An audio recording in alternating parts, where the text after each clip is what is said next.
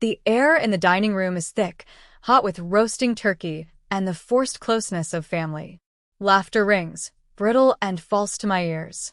My hands, hidden beneath the linen tablecloth, are slick with sweat. Across the polished wood, he leans back in his chair, tie loosened, a picture of triumphant ease. He's telling a story, one of his favorites, about navigating a tricky business deal, outsmarting someone he calls a lesser player. His eyes, usually so quick and calculating, are glazed with self-congratulation.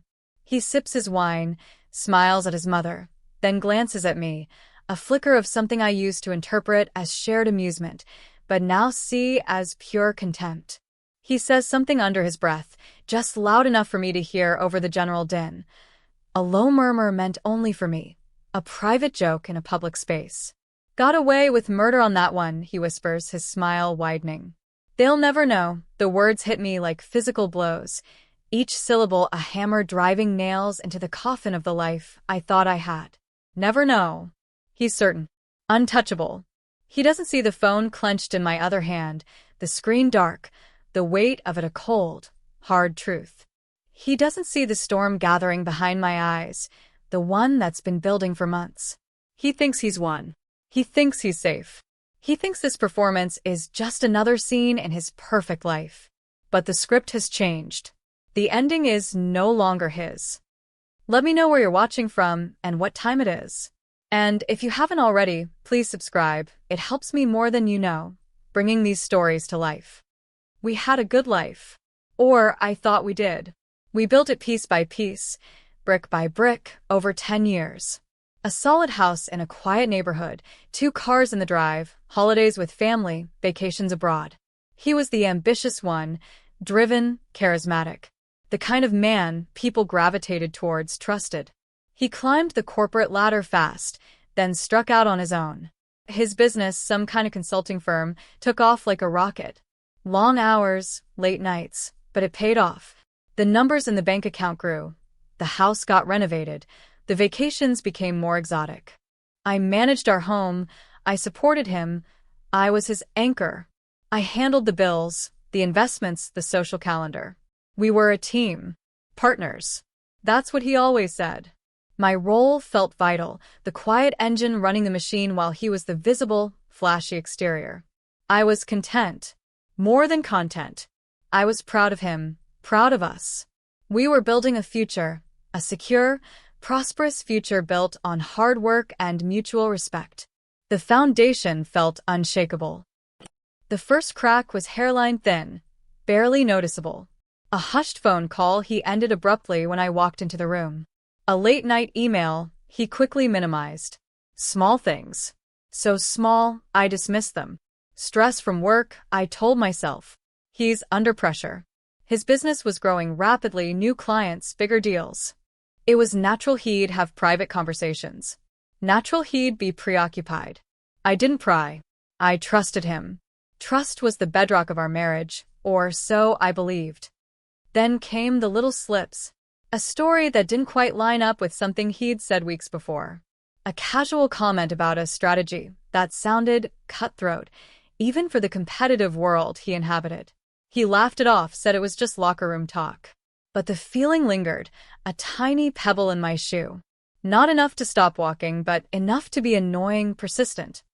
The real seismic shift started subtly. I noticed discrepancies in the accounts I managed. Small ones at first. Transfers I didn't recognize, sums that didn't tally with invoices I'd seen. I assumed it was a mistake, a glitch in the online banking system, or perhaps a payment related to a new client he hadn't mentioned yet. I flagged them for him. He waved them away, said he'd explain later, that it was just restructuring finances for a new project, nothing for me to worry about. My domain was the household budget, the bills. His was the business finances. I didn't have access to the intricate details of his company accounts, just the transfers into our shared ones. I accepted his explanation. He was the expert. I trusted him. But the discrepancies continued, growing larger, more frequent. And his dismissiveness felt less like reassurance and more like deflection. A cold knot began to form in my stomach. This wasn't just about numbers anymore. It was about secrets. He, who had always been an open book with me, was closing pages, hiding chapters. My quiet unease curdled into something darker, suspicion. It felt terrible, like I was betraying him just by doubting him. But the evidence, piecemeal as it was, started to outweigh the years of trust. I started digging, not in a dramatic spy movie way. Just small things. Looking at the source of the transfers. Noticing patterns. Cross-referencing dates with his travel schedule.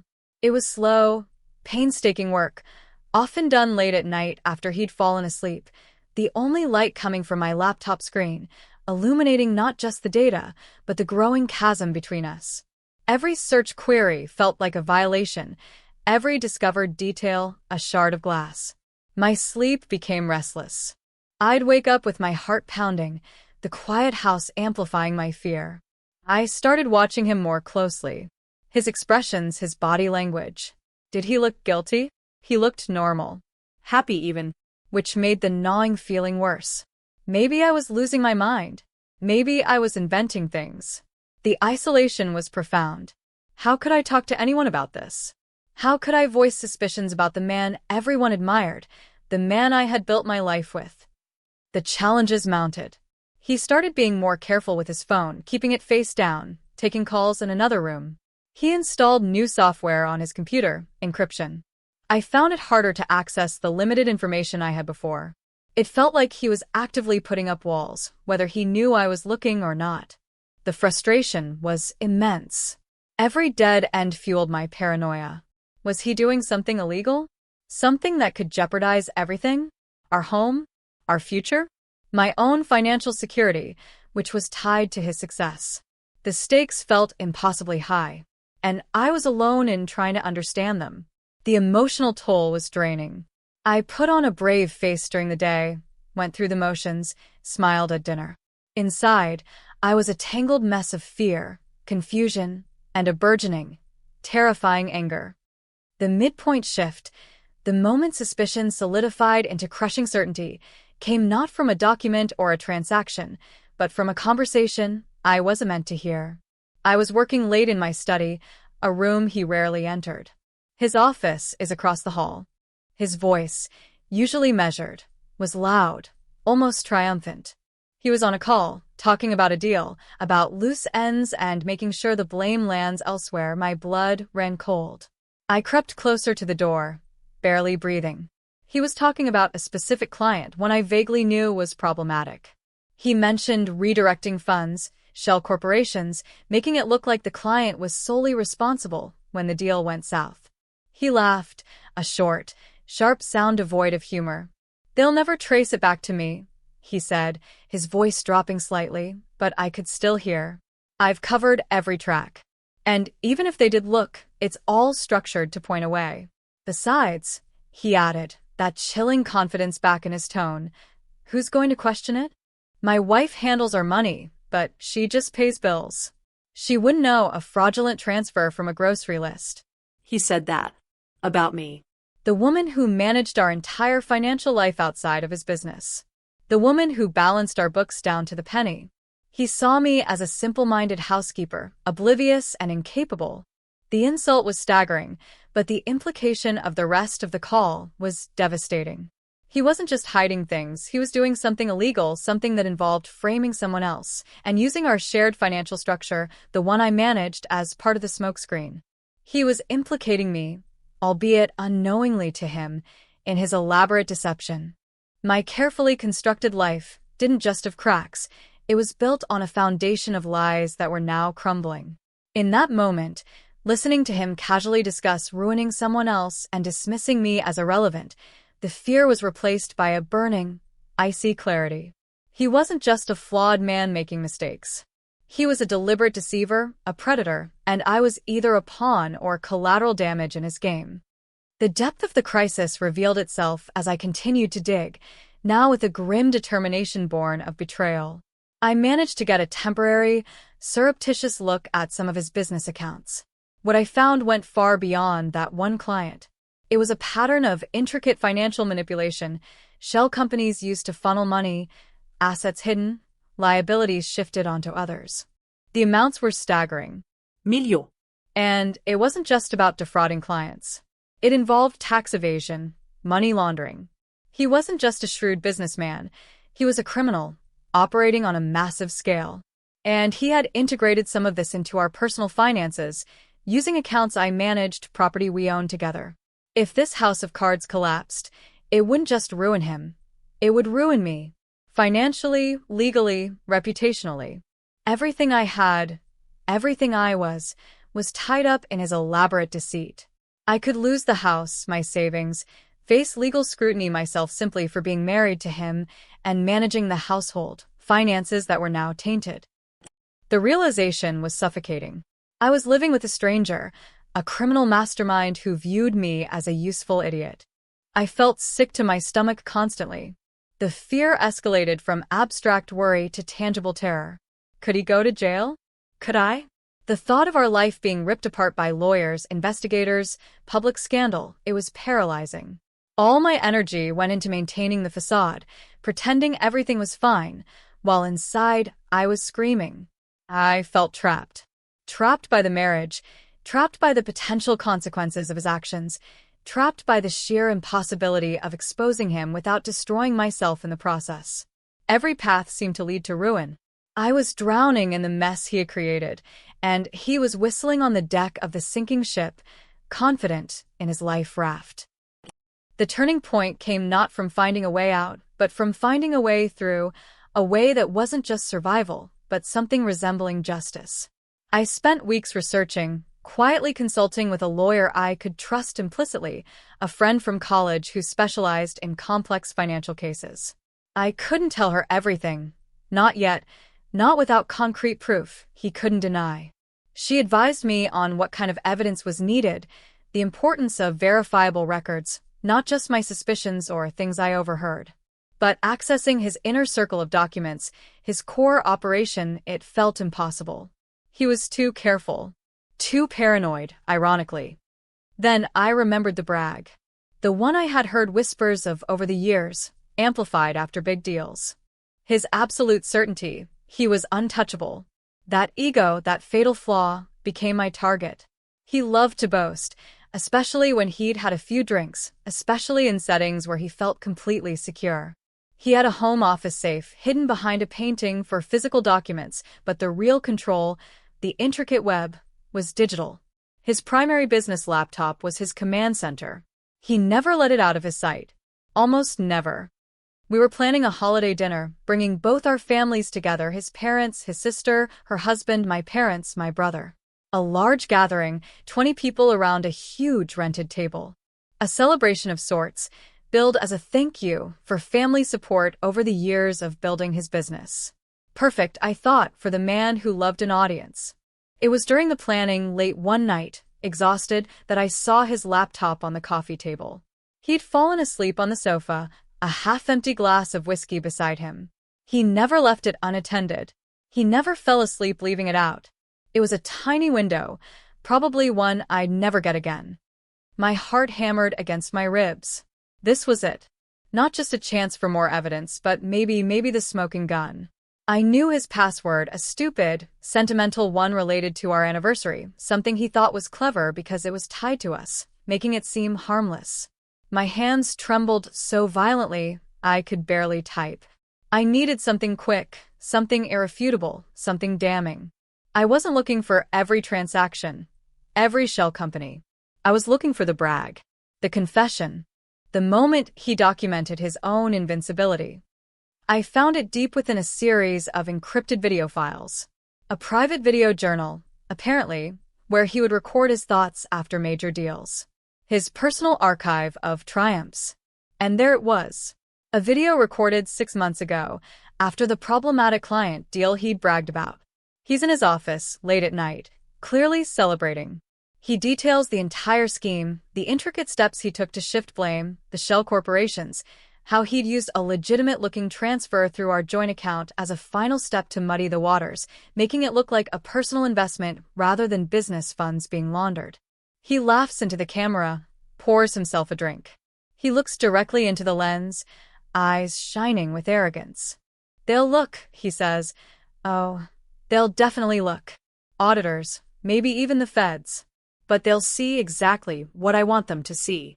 A messy deal, a client who screwed up, and a clean trail leading right back to them. My tracks are covered. Every single one. I could brag about this in front of a grand jury and walk free.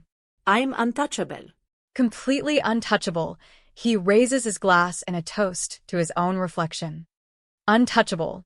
He said it, recorded it, saved it as his personal trophy.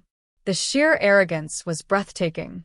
And in that moment, watching his smug face on the screen, I knew what I had to do. This wasn't just proof of his crime. It was proof of his intent, his knowledge, his contempt not just for the law, but for me, for my intelligence, for the life we had built together. This video wasn't just evidence, it was a bomb, and I knew exactly where and when to detonate it for maximum impact. The family dinner. The setting where he felt most powerful, most validated, surrounded by the people whose admiration he craved. He wanted an audience for his success. I would give him one for his downfall. The fear didn't vanish, but it was overtaken by a cold, precise determination. I copied the file, saved it multiple places, made my plan. The date of the dinner was set. I counted down the days.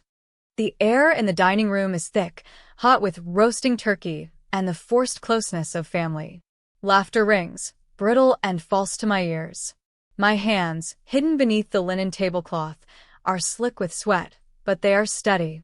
Across the polished wood, he leans back in his chair, tie loosened, a picture of triumphant ease.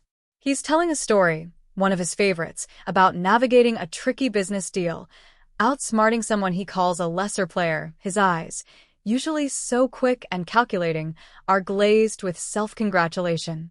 He sips his wine, smiles at his mother, then glances at me, a flicker of something I used to interpret as shared amusement, but now see as pure contempt.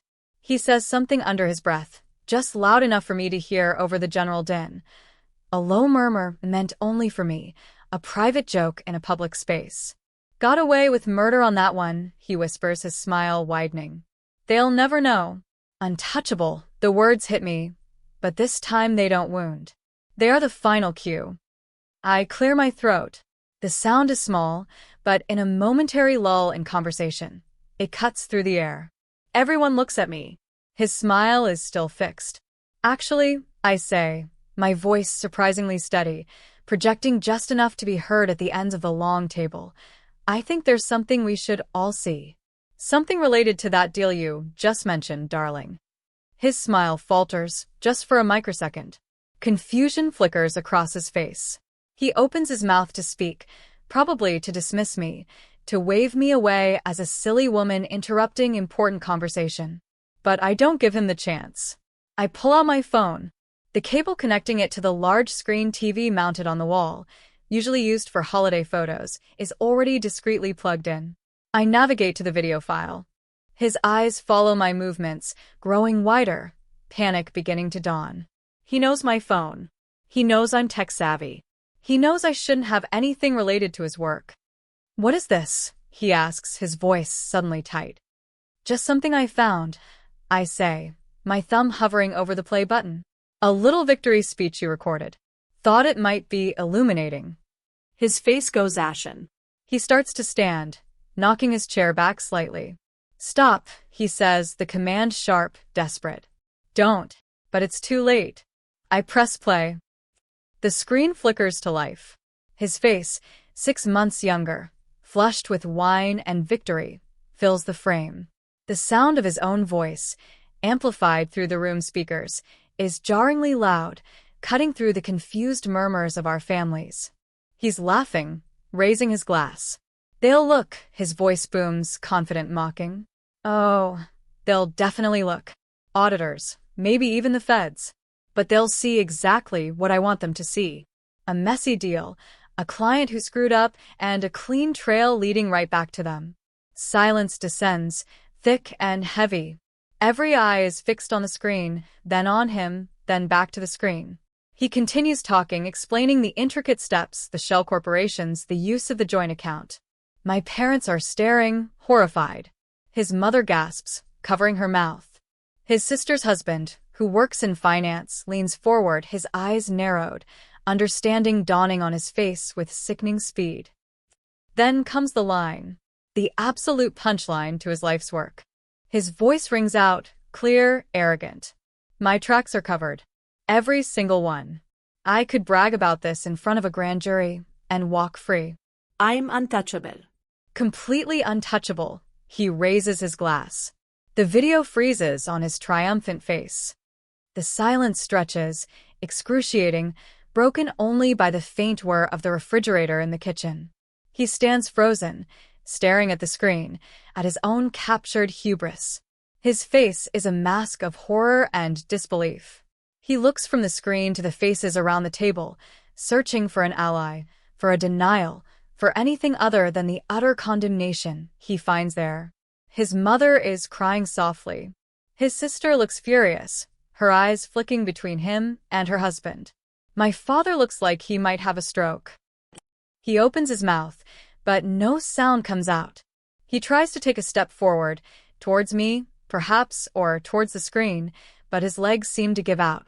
The carefully constructed facade of 10 years shatters in an instant.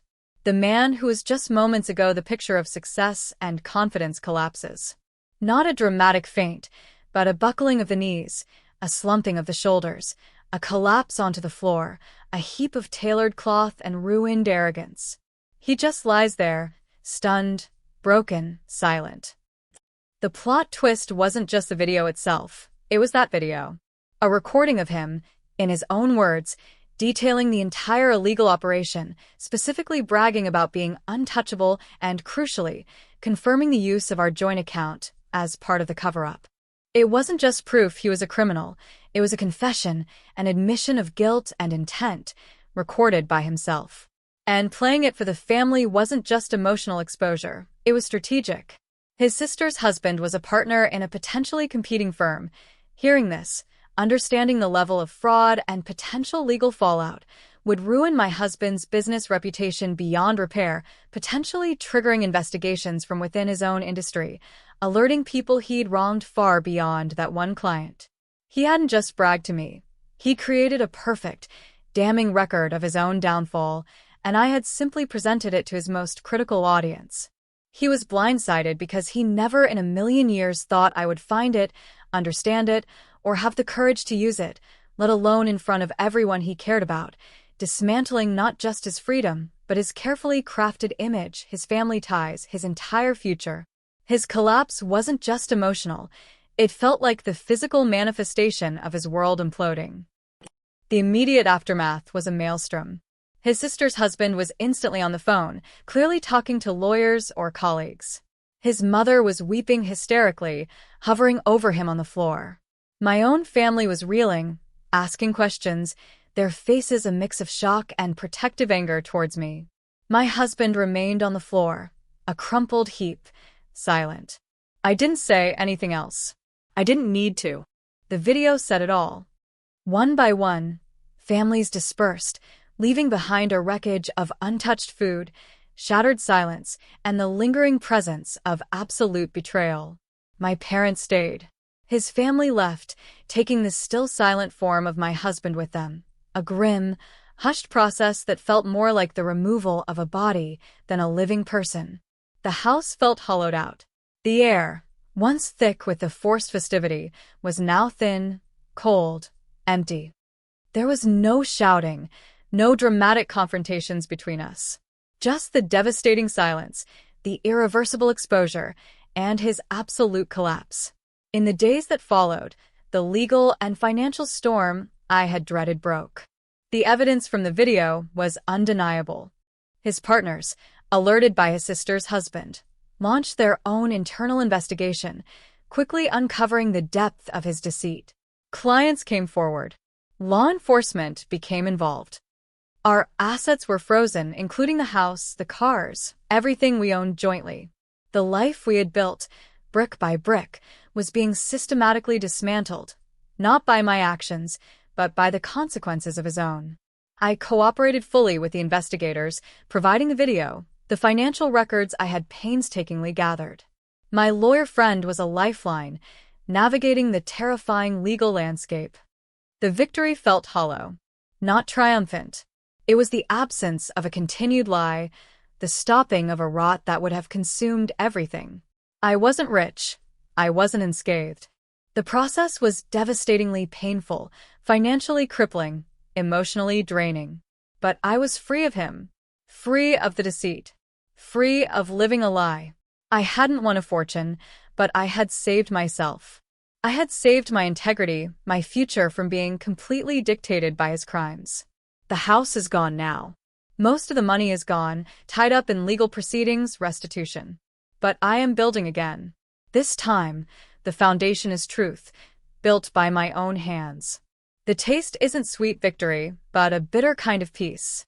I learned that the most dangerous lies are the ones we tell ourselves, and the most powerful weapon against them is simply the truth, wielded at the right moment. His arrogance, his certainty of being untouchable, was his undoing. He created the weapon himself. I just chose when and where to fire. He collapsed because he was finally forced to look at the man he truly was, reflected not just in my eyes, but in the eyes of everyone whose opinion he valued, in the cold, hard light of his own recorded words. He wasn't untouchable.